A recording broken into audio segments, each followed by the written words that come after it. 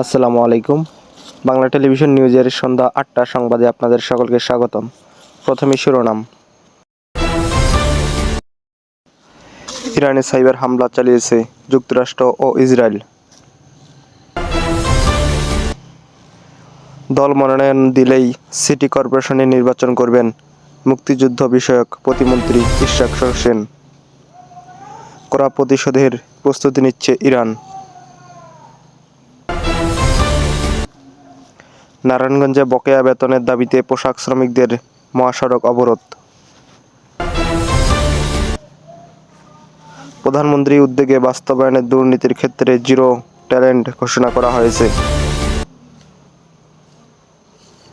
নরসিংদীতে ধর্ষণ মামলায় জড়িতদের কেউ আশ্রয় দিলে তাদের শেকড় উকড়ে ফেলা হবে।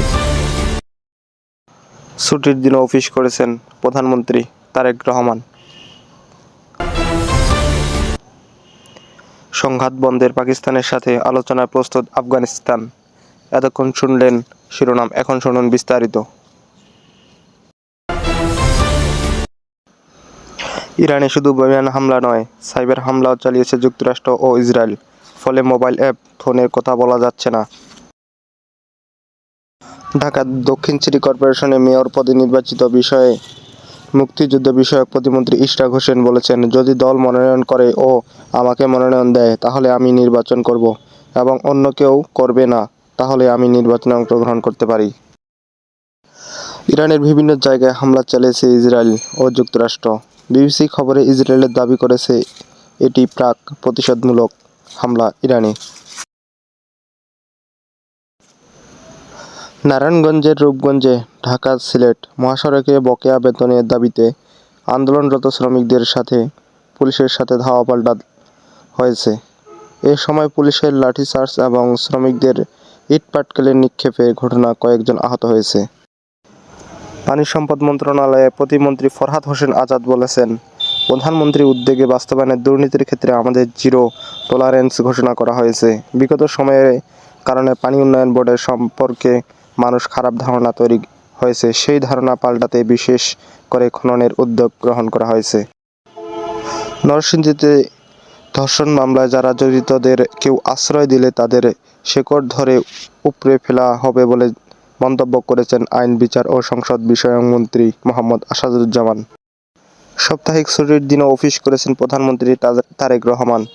আজ শনিবার সকাল 10টা 15 মিনিটের দিকে অফিস করতে তেজগাঁও প্রধানমন্ত্রী কার্যালয়ে প্রবেশ করেন তিনি। এদিকে আফগানিস্তানে বেশ কয়েকটি শহরে পাকিস্তানে বড় ধরনের বিমান হামলা চালিয়েছে। তবে এত কিছুর পরও দেশটির সাথে আলোচনা বসতে প্রস্তুত আফগানিস্তানের তালেবান। এদিকে পঞ্চগড়ে ফরহাদ হোসেন আজাদ তার একটি সভায় বলেন, দলের নেতাকর্মীরা জমি দখল, চাঁদাবাজি ও মাদকের সাথে যুক্ত হলে তারাও ছাড় পাবে না। দেখুন বিস্তারিত। আমার দলের কোনো কর্মী, কোনো নেতা এইখানে আমি আজকে বলতে চাই, জমি দখল, ভূমি দখল, ঠিক আছে, চাঁদাবাজি, মাদক, এইরকম কোন অপকর্ম সম্পৃক্ত হয়, আমি বিনয়ের সঙ্গে আজকে আমি জানাচ্ছি আমার সেই ক্ষেত্রে কোনো আপোষ নাই। সেই ব্যক্তিটা আমার পরিবারের সদস্য, আমার ভাই ভাই, আমার এই ক্ষেত্রে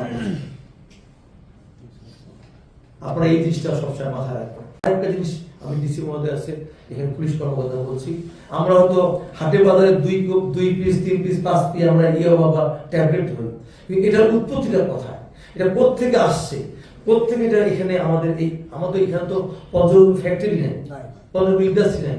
তা আমি মনে করি যে আমরা এই একটা বিষয় মাথায় রাখি। আমি কিন্তু 5ই আগস্টের পরে এইখানে সভা ছিল, সেখানে সেই সময় ডিসি ছিল, এসপি ছিল, সেনাবাহিনী কর্মকর্তা ছিল, বিজিবি ছিল, সেখানে আমি তাদেরকে বলেছিলাম, ভাই আমি এই কাজটা করতে আমার জীবনে রিস্ক হবে, আমি তা অস্বীকার করছি। কিন্তু আমি মনে করি এই ক্ষেত্রে আপনারা উদ্যোগ নেন, প্রশাসনের দিক থেকে, আমার দিক থেকে, আমার মন্ত্রণালয়ের দিক থেকে, যেটুকু আমাদের মাননীয় প্রধানমন্ত্রীর দিক থেকে যেটুকু সহায়তা দরকার আমরা সেটা করতে রাজি আছি।